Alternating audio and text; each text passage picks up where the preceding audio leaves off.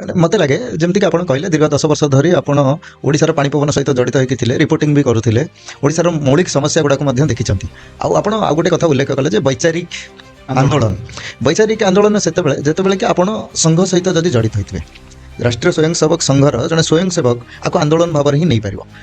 कौटि ना कौटि ये जो लोक मान समस्या और राष्ट्रीय स्वयंसेवक संघर राष्ट्र प्रति कर्तव्य सेटा आपन को माने ये क्षेत्र में निजर पाद थपिबा को प्रेरणा जोगाइनी तो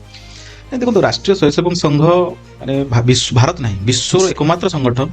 जे 100 वर्ष भितर ऑर्गेनाइजेशनल स्प्लिट है आज्ञा ये 100 वर्ष भितर जदि माने संगठन शास्त्री माने जो माने ऑर्गेनाइजेशन को नहीं रिसर्च करती एकेडमिक स्तर में माने ऑर्गेनाइजेशन माने may be political may be social आप देखो सब संगठन भांगी जाए राष्ट्रीय स्वयंसेवक संघ गोटे एमती संगठन शास्त्री माने जो माने एक्सपर्ट नॉन रजिस्टर्ड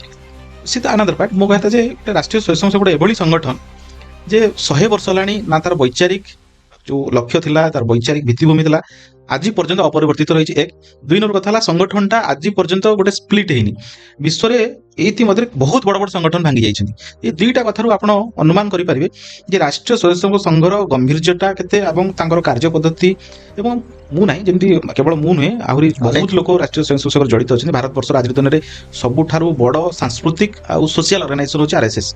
एवं राष्ट्रीय स्वयंसेवक संघ जे थरे आसे सी जाई पारेनी आ संघरे ही से रही जाए एवं ए संघरे एत भल पाइबा मिले और संघरे कम कर फ्रीडम थाए तेणु आम सौभाग्य जे आम भारत वर्ष जन्म होइछु ताठू अधिक सौभाग्य जे आम राष्ट्रीय स्वयंसेवक संघ सहित जड़ित होवार सुजोग मिली मुझे बेले भावे जे एभली जदि ऐश्वर्य आशीर्वाद नथिबो माने भगवान आपण संघ सहित जोड़ी भी पारिबे नाही तेणु एभली सोशल कल्चरल ऑर्गेनाइजेशन पृथ्वी रे कोठी मिलिबो नाही माने बहुत मु टेकी कहू नाही बट जोटा रियलिटी आज भी देखंतु संध्या सकाळ 6टा बेले सारा भारत वर्ष रे हजार हजार गाँव रे गोटे प्रार्थना गोटे लक्ष्य एकाठी होकर बोलवा ये गोटे सप्ताह भितर गोटे बहुत बड़ा आश्चर्य कथा नुहे कि तेणु पॉलिटिकल पार्टी अन्य संगठन मिशनारी माने बहुत अन्य संगठन माने पैसा खर्च बहुत कथा कला पर भी जगह पहुंची पाना